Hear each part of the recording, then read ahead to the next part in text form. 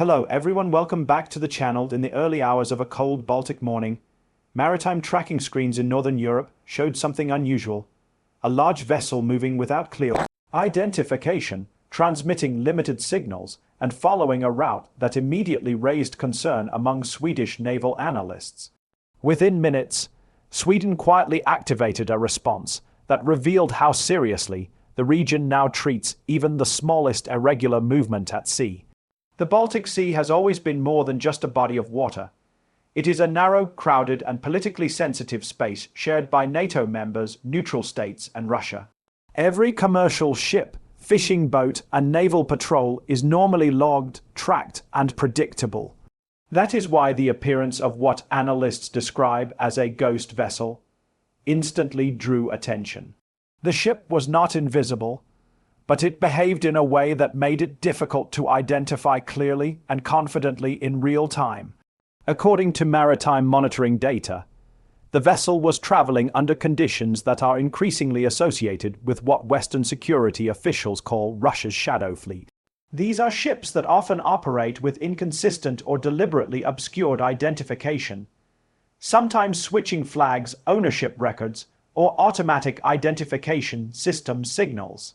While not illegal by definition, such behavior has become a growing concern since the war in Ukraine began and sanctions reshaped Russian maritime logistics. Sweden's response was swift but measured. Rather than making public accusations or dramatic statements, Swedish naval authorities increased surveillance in the area, deployed patrol assets, and coordinated quietly with regional partners. This kind of response reflects a broader shift in how Sweden approaches security since abandoning decades of military non-alignment and joining NATO. To understand why this single vessel mattered so much, it helps to look at the Baltic Sea's current strategic environment. Since 2022, the Baltic has effectively transformed into a frontline region. Russian ports like Kaliningrad and St. Petersburg sit alongside NATO coastlines, and undersea infrastructure such as power cables, gas pipelines, and data links crisscross the seabed. Any unidentified or irregular vessel is now viewed through the lens of potential risk, even if no hostile action is evident. Swedish officials did not publicly confirm the ship's exact mission, and that silence is intentional. In modern naval security, deterrence often works best when actions are visible but explanations are minimal. By responding immediately, Sweden sent a signal that it is watching closely and is prepared to act, without escalating the situation through rhetoric. This approach also reflects lessons learned from previous incidents. In recent years, several Baltic Sea countries have reported suspicious maritime activity near critical infrastructure. In some cases, vessels loitered near undersea cables. In others, ships appeared to map seabed terrain under the cover of civilian operations. While direct links to sabotage are rarely proven publicly, the pattern has made regional governments far more cautious. The term ghost vessel itself can be misleading. These ships are not secret warships or unmanned platforms. They are often aging tankers, cargo ships, or support vessels operating in legal gray zones. Some are used to transport Russian oil and goods despite sanctions, while others may serve intelligence, gathering, or logistical purposes.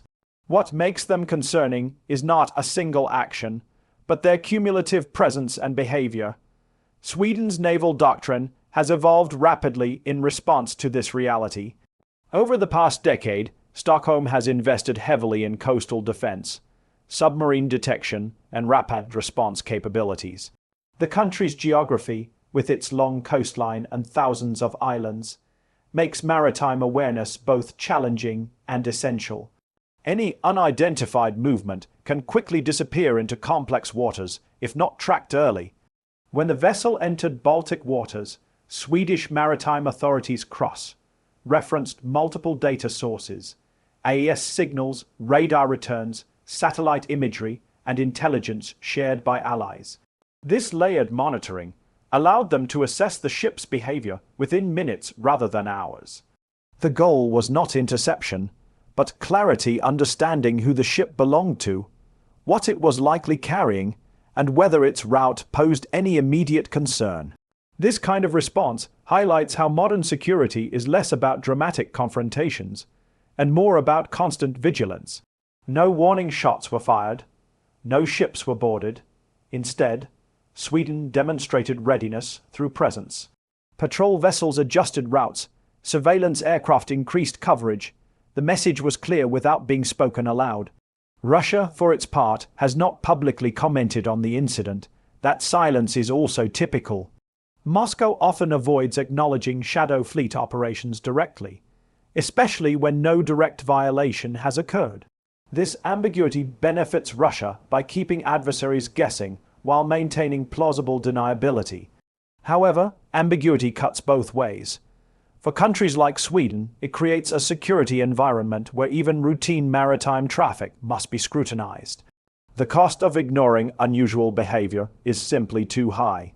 A single incident involving undersea infrastructure could disrupt communications, energy supplies, or financial systems across multiple countries. The Baltic Sea is particularly vulnerable because of its geography. It is shallow, enclosed, and heavily trafficked. Unlike the open oceans, there is little room for error or concealment. Any vessel behaving unusually stands out quickly, especially to nations that have invested in maritime domain awareness. Sweden's NATO membership has further strengthened its ability to respond.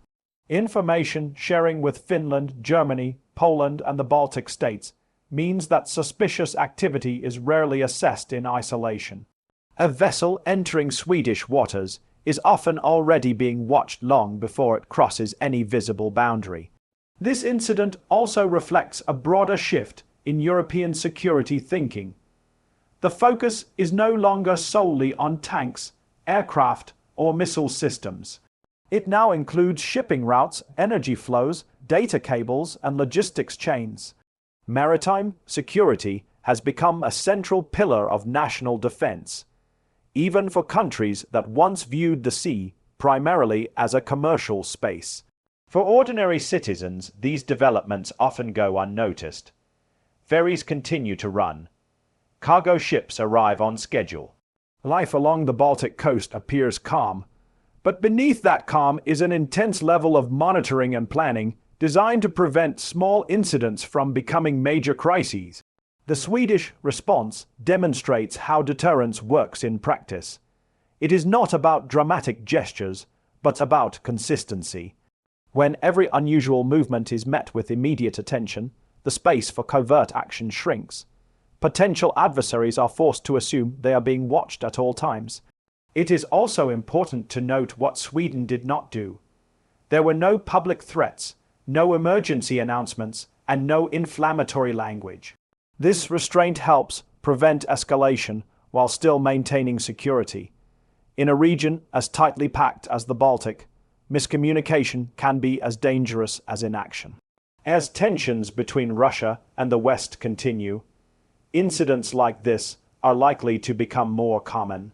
Shadow fleets, dual-use vessels, and ambiguous maritime behavior are tools of modern statecraft. They operate below the threshold of open conflict, testing responses and probing weaknesses. Sweden's handling of the situation suggests that it is prepared for this new reality. The country has moved decisively away from the assumption that neutrality alone guarantees safety. Instead, it has embraced a posture of active defense, grounded in cooperation and rapid response. For now, the ghost vessel has passed without incident. There were no confrontations, no accidents, and no confirmed violations. But the significance lies not in what happened, but in how quickly and calmly Sweden reacted. In today's security environment, that readiness is itself a form of strength. The Baltic Sea will remain a space of quiet tension. Ships will continue to move, signals will flicker on and off, and analysts will watch screens late into the night. Most of these moments will never make headlines, but each response, each patrol, and each decision contributes to a fragile stability that depends on vigilance rather than trust. This incident serves as a reminder that modern conflict is not always loud or visible. Sometimes it unfolds through data points, maritime charts, and decisions made in control rooms far from public view. And sometimes the most effective response is the one that happens quickly, professionally, and without spectacle.